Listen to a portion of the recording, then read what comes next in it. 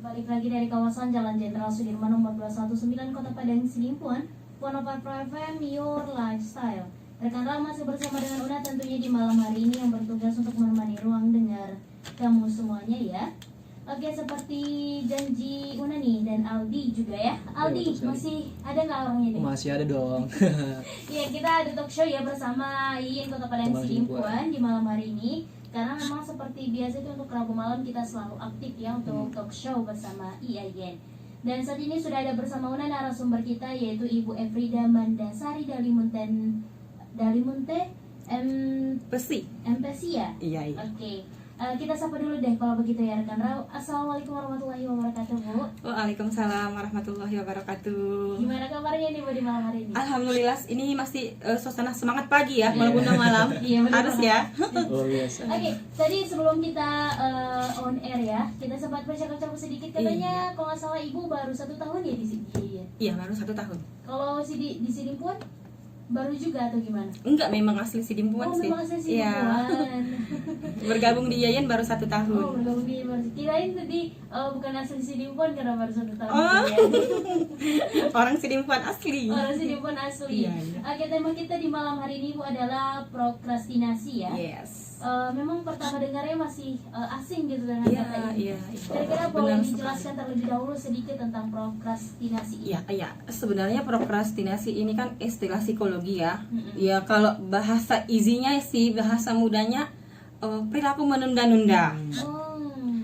Perilaku entar dulu, perilaku nanti dulu deh, nanti deh, besok deh, tunggu deadline dulu deh, gitu deh kira-kira kalau bahasa yang mudah kita pahami gitu kan.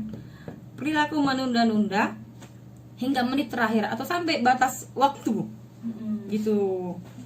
Itu prokrastinasi ini berasal dari bahasa Latin, artinya menunda sampai besok. Oh, jadi memang prokrastinasi ini bahasa Latin yang artinya menunda sampai besok. Iya, Aduh. besok aja deh. Iya, benar banget. Dan kira-kira kenapa nih Ibu mengambil tema kita di malam hari ini adalah prokrastinasi? Iya, sebenarnya sih ini hasil dari tesis saya di sewaktu S2 ya. Pengen aja ngangkatnya lagi. Kenapa? Fenomena pertama kalinya sih karena memang saya di lingkungan kampus gitu kan, melihat banyaknya mahasiswa yang melakukan prokrastinasi atau menunda-nunda kegiatan akademiknya. Tapi khusus malam ini coba kita bahas agak melebar sedikit. Kita nanti bahas prokrastinasi yang dirasakan emak-emak, boleh. Prokrastinasi yang dirasakan kaula muda. Jadi kita nggak terkungkung ya bahas malam ini untuk akademik saja. Nanti kita kulik sedikit-sedikit. Iya, benar banget. Dan boleh dijelaskan kembali Bu sedikit banyaknya tentang prokrastinasi ini, karena mungkin juga pendengar kita masih awam dengan kata itu. Iya. Prokrastinasi atau penundaan. Satu yang perlu kita bahas di sini. Kenapa sih orang itu jadi prokrastinator? Jadi orang yang melakukan prokrastinasi itu dinamakan prokrastinator. Kenapa sih seseorang itu cenderung menjadi prokrastinator? Kita harus tahu apa alasan dibaliknya. Pertama itu ketidakmampuan mengelola suasana hati. Itu yang paling utama. Kalau dalam psikologi semuanya berangkat dari hati ya, dari emosi, dari feel, dari pikiran. Iya kan? Kalau suasana hati udah lagi kacau dan segala macam, otomatis banyak pekerjaan yang akan tertunda. Iya, benar banget. Iya kan? Lagi nggak mood nih, ada deadline. Ya nanti dulu dong gitu kan. Iya, benar banget. Hati aja belum beres, saya langsung mengerjakan ini, pasti gitu kan. Bener nggak? Ya kan? Jadi rasanya seperti nyindir mahasiswa nih. Kita yang ada di sini. Alhamdulillah kalau tersindir ya.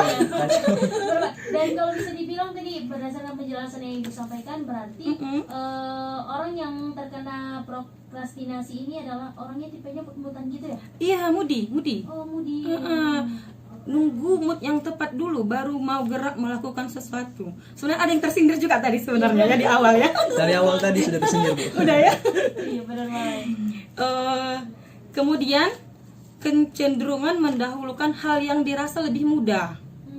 Sebenarnya kita ada nih to-do list mungkin 1 minggu ini kan. Iya, benar. Kita punya to-do list bla bla bla ini segala macam. Oh, harus kelar 1 minggu ini. ya karena tadi pikiran kita nggak enak, emosi lagi nggak enak gitu kan, yang mudah-mudah aja dulu deh, padahal itu bukan prioritas gitu. Udah tertunda lagi yang perlu tadi kan, tertanam lagi, tertimbun lagi yang perlunya tadi, ya udah kerjakan dulu yang mudah-mudah gitu. Oke. Oke, kemudian biasanya prokrastinasi ini selain orangnya moody, bisa dipicu oleh apa ini? Kurangnya motivasi, Oh. self motivasi diri. Mungkin motivasinya mungkin apa namanya, stres, pengaruh stres. Pasti kan motivasi diri berkurang sekali ya kalau kita udah stres. Ya stres ini sih kita nggak bisa jabarkan secara, nanti kan kalau orang dengar stres ada gangguannya apa segala macam. Enggak sih ya, bukan stres yang seperti itu sebenarnya. Ya stres dengan lingkungan, stres dengan rutinitas yang itu saja, stres dengan keadaan ataupun yang dibahas yang begitu-gitu saja bisa jadi. Kemudian satu lagi, ini sih yang paling sebenarnya perlu kita jauhi, dikelilingi oleh orang-orang yang negatif. Adanya toxic relationship yang kita terima dari lingkungan kita. Berarti lingkungan sangat berpengaruh, Bu. Banget ya. Oke, jadi tadi sudah ada beberapa yang bisa memicu prokrastinasi ini sendiri. Dan biasanya nih Bu, ada nggak sih mungkin orang ataupun mahasiswa yang sadar kalau dia terkena prokrastinasi? Banyak yang sadar sebenarnya ya, yang taubat yang sedikit. Iya, sebenarnya prokrastinasi akademik ditujukan untuk mahasiswa-mahasiswa yang udah di tingkat akhir sebenarnya ya. Udah semester 7 nih, udah ngerasa di atas awan, alah skripsian dikit lagi mata kuliah udah habis gitu kan. Tunggu dulu lah. Ini Ibu bukan nyindir ya, Ibu juga pernah jadi mahasiswa gitu kan. Dia pernah merasakannya lah. Iya, pernah lah senasib gitu ya. Gini, apalagi orang-orang yang mungkin keasikan dengan dunia luar, katakanlah organisasi, temen nongkrong gitu kan. Ya, pergaulan sosial kamu lah mungkin yang buat tujuan utama tadi atau skripsian tadi Terasingkan jadinya. tersingkir sedih deh ya. Oke, dan mungkin berbicara sedikit tentang prokrastinasi, merupakan orang yang moody, kemudian kondisinya juga tadi banyak. Kira-kira kalau kita lihat di masa pandemi COVID-19 ini mungkin prokrastinasi lebih berkembang lagi. Meningkat banget. Udah merajalela jadinya. Jadi kalau Ada saja alasan untuk menunda. iya. Jadi kalau yang berdasarkan yang Ibu lihat mungkin ya di sosial kita ini sekeliling, hal itu apa memang dipicu oleh beberapa hal yang sudah disebutkan tadi atau ada tambahan lagi khusus untuk COVID ini? Sepertinya ada, pasti ada sih sebenarnya ya. Karena gimana?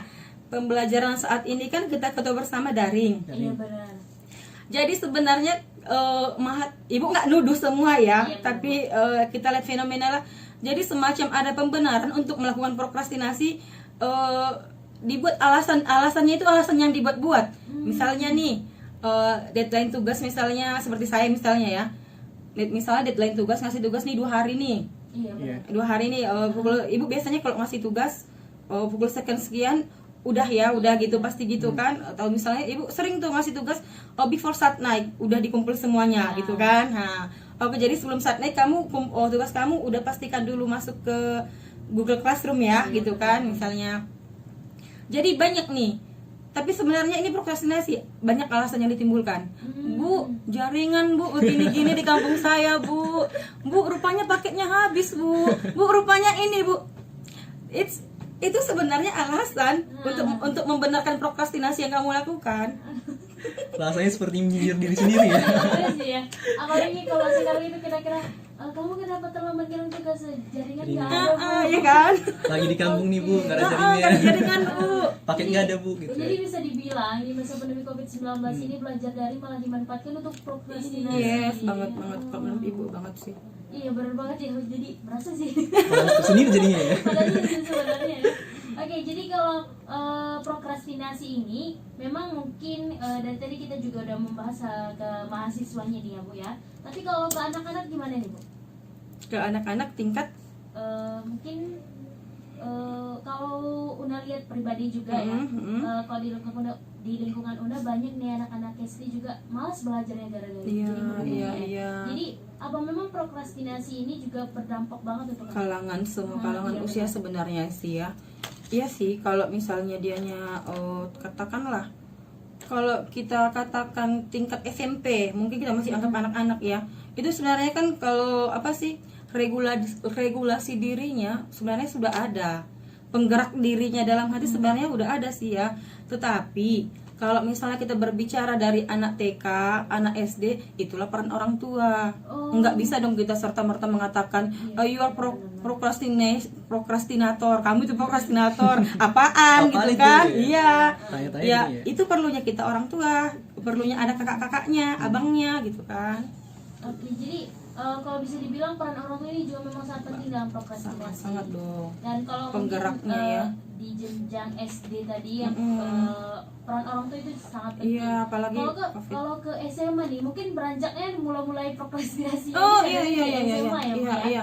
SMA sampai kuliah. Mulai terkena dampak prokrastinasi Iya, benar. ya. Jadi mungkin peran orang tuanya itu udah berbeda di SD dengan jenjang SMA dan kuliah. Mungkin kita bakal bahas berikutnya di sesi kedua ya.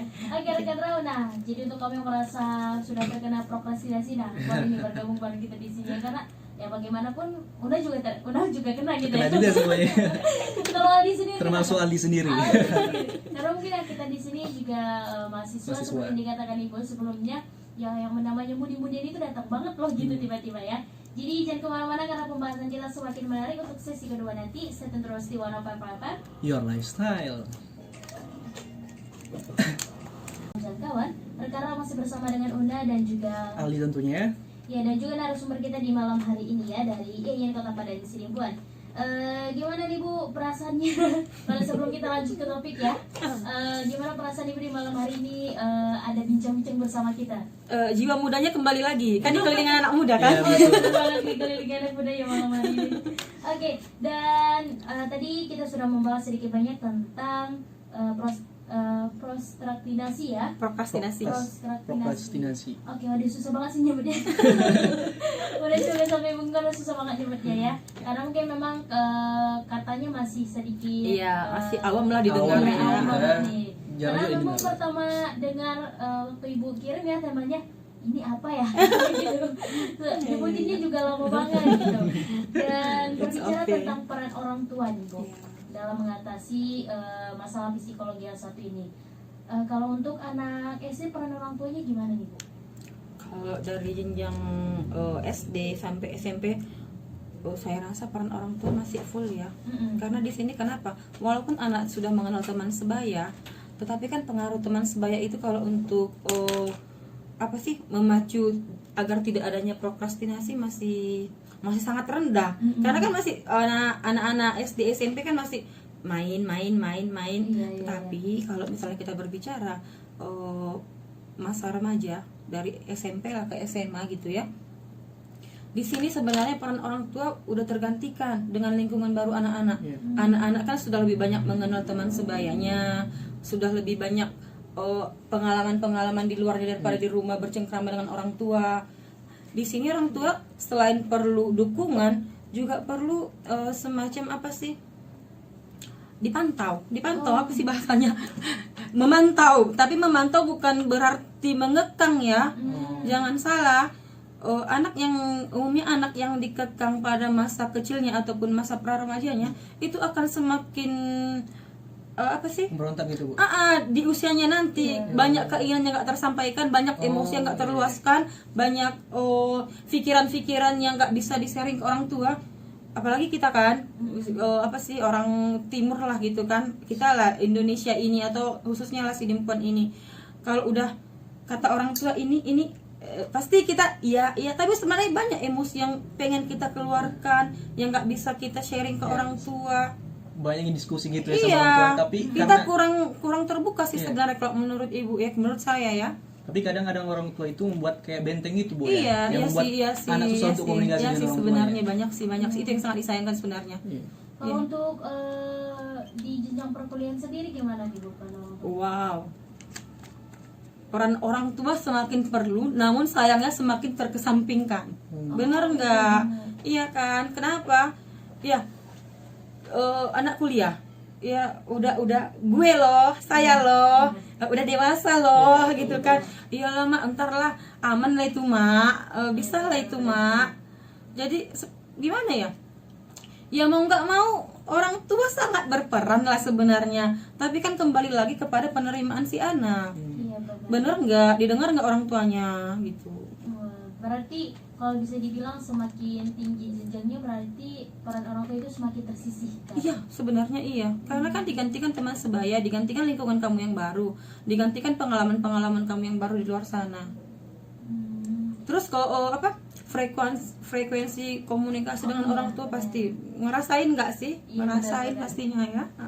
Jadi apakah ada kemungkinan Bu jika peran orang tua ini tidak tersisihkan untuk menghadapi prokrastinasi ini? Yes. Ada kemungkinan. Kalau misalnya kelekatannya itu masih terjaga sampai dewasa. Di sini peran orang tua, ciptakanlah keluarga yang memang dasarnya atas musyawarah, kelekatan dalam bonding ya. Dalam psikologi itu namanya bonding, kedekatan antara emosional ibu dan anak masih ada.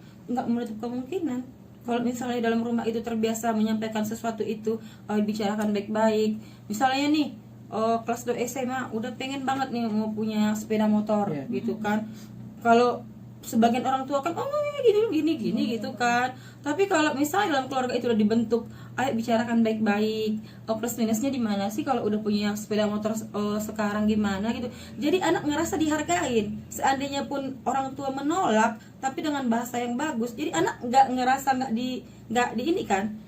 Si anak masih ngerasa dihargai. Oh iyalah, kata mama kayak gini, iyalah logika sih pasti gitu kan. Tapi kalau udah dijudge di awal gitu, Ya, betul sekali. Benar banget. Dan itu sering dijumpai di masyarakat ya, Bu. banget kan. Iya, berarti kuncinya agar prokrastinasi di semua kalangan ini Iya, biar iya. nggak semakin meningkat, berarti komunikasi antara orang tua dan anak itu harus tetap dijaga. Iya, bonding itu harus tetap dijaga walaupun anaknya kita rasa udah dewasa. Oke, ya benar banget ya. Wah, jadi ngerasa banget nih yang mahasiswanya ini udah ngerasa kena prokrastinasi, ya kenal lagi nih masalah komunikasi dengan orang tua. Kenapa? Ngerasa gak sih Yogi? Gimana semangat sih? Jadi perbincangan kita ini kembalinya ke kita juga. Benar. Apalagi mungkin terkhusus untuk yang jauh dari orang tua Iya. ya. Iya, benar sekali. Wah, ternyata prokrastinasi ini kalau kita pelajari Kemana-mana perginya jadinya ya. seru banget misalnya. Oke, masalah juga tentang prokrastinasi. Kalau kita lihat di jenjang perkuliahan itu sebenarnya sangat tinggi ya, Bu ya. Dan kalau untuk mungkin dosen ya, gimana caranya menghadapi mahasiswanya yang prokrastinasi ini? Kalau kembali ke dosennya gimana ya? Ya sebisanya sih itulah sebenarnya maunya sih kalau di kampus itu ada semacam bilik konseling gitu ya. Oh. Semua ada kayak konseling cornernya gitu ya. Mm-mm. Jadi gini, satu dulu yang kita harus ganti mindset kita dulu. Kenapa? Jangan ada maunya pikiran kalau udah jumpa guru BK atau dosen BK berarti kamu punya masalah. Orang yang bermasalah, orang yang bandel. Ada gangguan jiwa gitu. Dari SMP kan kita udah kenal guru BK ya, udah ada proses guru BK yang dihukum lah yang ini. Iya, betul, Jadi betul. benteng guru BK itu pun tukang hukum, Iya. Benar-benar. tukang pukul, tukang nunggu di gerbang. Iya enggak? Benar-benar. Iya enggak? Jadi sebenarnya itu yang tertanam di masyarakat sebenarnya enggak kan? Sebenarnya enggak kan? Sekalipun kita nggak punya masalah, untuk mencegah masalah aja kita perlu ke konselor atau ke psikolog. Iya, benar. Mencegah. Nggak usahlah dulu kejadian, nggak usahlah dulu masalahnya udah terjadi sebelum misalnya nih untuk mengambil keputusan, iya kan? Iya, Bu. Kalau dirasa kiri kanan segala macam udah mentok, cerita sama kawan nggak nemu juga titik temunya, udah sharing sama orang tua kok rasanya masih ganjal gitu ya kan? Nggak apa-apa, jumpain konselor gitu juga di kampus. Mahasiswa yang mendekati MA. Iya, benar. Iya kan? Sebenarnya perlu sekali sih ada pembinaannya. Dan mengenai mahasiswa nih, kita fokusnya ke mahasiswa karena Boleh, mahasiswa karena di sini boleh. tingkatnya tinggi banget ya. Iya, bisa sangat, dibilang sangat. Mungkin untuk mahasiswa ada nggak sih mungkin dari ibu ya tips biar prokrastinasi ini nggak berlanjut?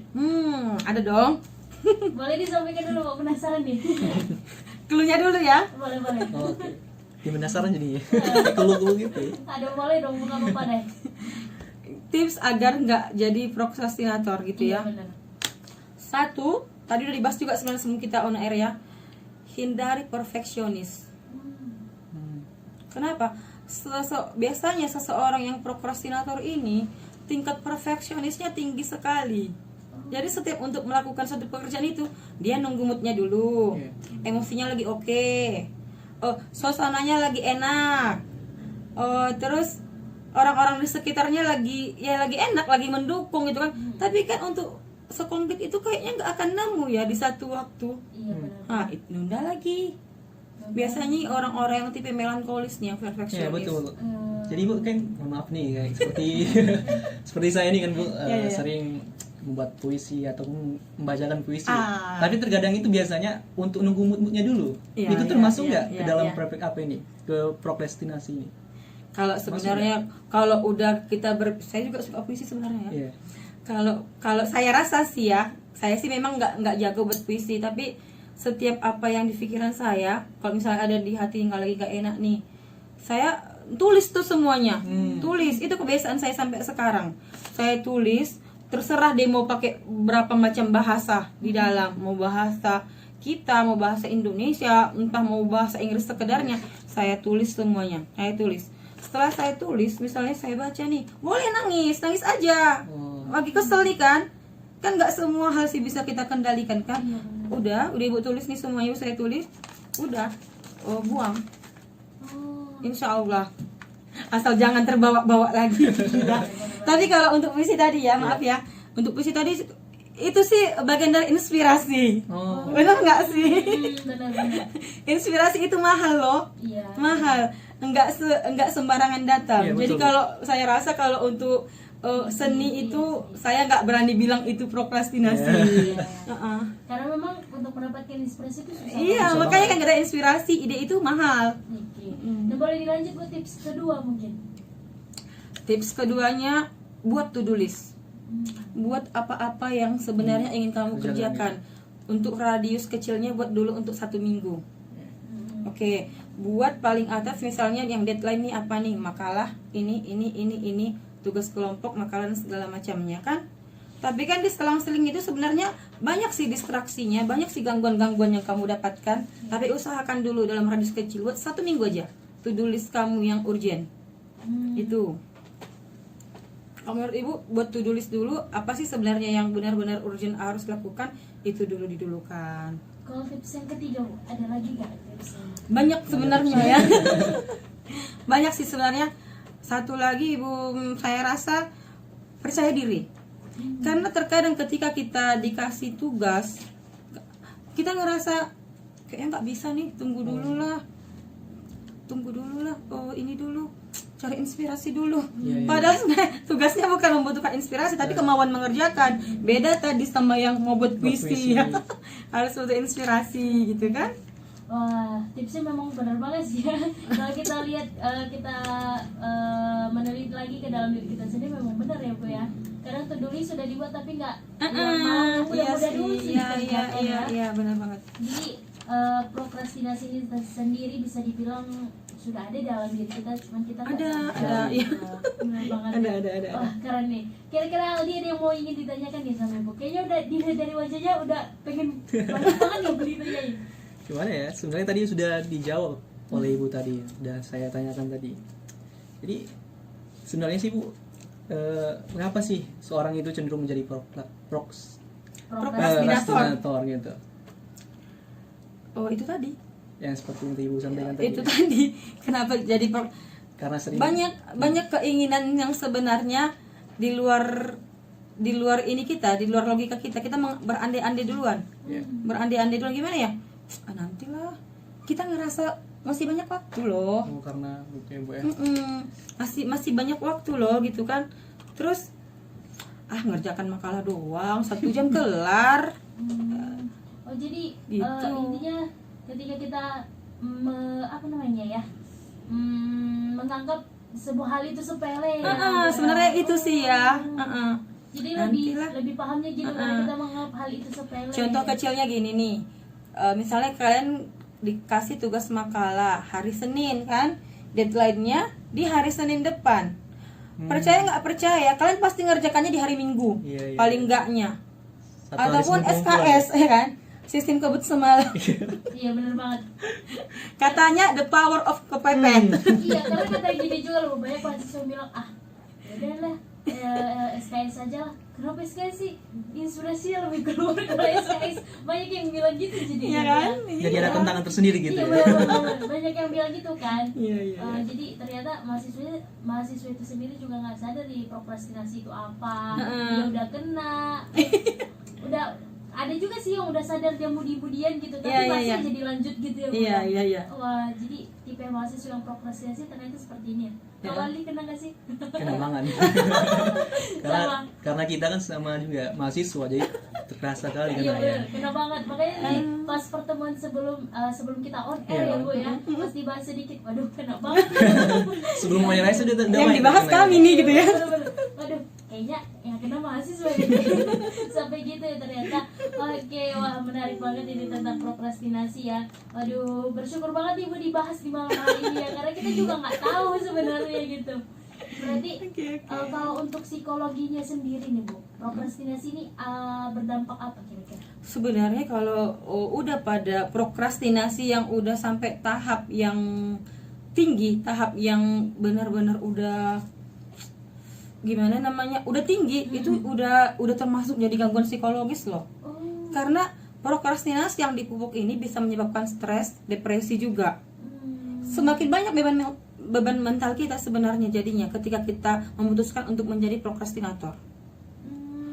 Siapa sih yang hidupnya enak kalau dikejar-kejar deadline terus? Iya. Iya, benar. Padahal ada tenggat waktu yang dikasih, tapi kita milih untuk pas di akhir waktu kita kerjakan. Nyaman gak hidupnya? Depresi iya. Iya, betul. Kadang hal Bisa itulah yang jadi memicu gangguan depresi psikologis iya. Padahal itu pilihan kita di awal kan, Iya. bisa lo dikerjakan sebenarnya, tapi enggak. Kita mikirnya kalau udah pas mood kali baru nih bagus hasilnya nih. Kalau pas suasananya enak nih baru oke nih hasilnya nih. Nanti aja lah. Itu tadi hal-hal sepele, pikiran sepele tadi kan. Iya, benar. Jadi Bu ini, maaf nih ya, Iya, kan silakan. sekarang kita kan di rumah, kesibukan di rumah ataupun mungkin banyak pekerjaan-pekerjaan lainnya yang membuat waktu kita jadi banyak atau padat gitu Bu. Jadi gimana sih caranya menghindari prokrastinasi ketika hal yang dilakukan itu banyak atau padat? Gini ya, enggak semua hal penundaan itu kita katakan prokrastinasi. Iya. Pasti enggak semualah dijaring prokrastinasi, asal nunda prokrastinasi, enggak gitu ya.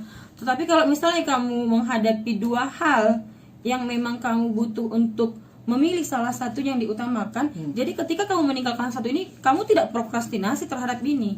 Kalau misalnya dua hal itu positif, ya, bukan misalnya ini tugas nih, satu tugas, satu lagi ini keperluan orang tua, urgent nggak dua-duanya. Iya, Pak. Jadi ketika kamu milih orang tua, nggak serta-merta kamu jadi prokrastinator untuk tugas ini, nggak juga. Kita harus fair juga ya, nggak sembarang semua tipikal penundaan kita buat jadi prokrastinasi, nggak juga. Kita ambil yang negatifnya lah, pasti yang memang benar-benar ini ya. Kalau misalnya gini nih, tugas jalan-jalan, tugas nongkrong, Lebih milih nongkrong. itu jatuh prokrastinatornya, kan? Berarti disebut prokrastinasi atau tidak itu tergantung pada alasan kita. Iya dong, nggak bisa lah kita bilang. Walaupun sebenarnya ada seorang psikolog yang mengatakan segala sesuatu bentuk penundaan itu dinamakan prokrastinasi. Tapi setelah banyak lagi dapat referensi lainnya, nggak semuanya. Dan benar kan, kalau seandainya kayak contoh yang tadi dua-duanya benar-benar urgent, ya nggak jatuh lah prokrastinasinya ya kan. Tapi jangan sembarang jadi di Iya, jangan jadi cari pembenaran. Iya, benar. Masalahnya kalau mahasiswa cari pembenaran semuanya jadinya. Jadi ya gitu ya Bu ya, apalagi di masa pandemi ini. Tadi kan contohnya dibahas kan. Bener banget.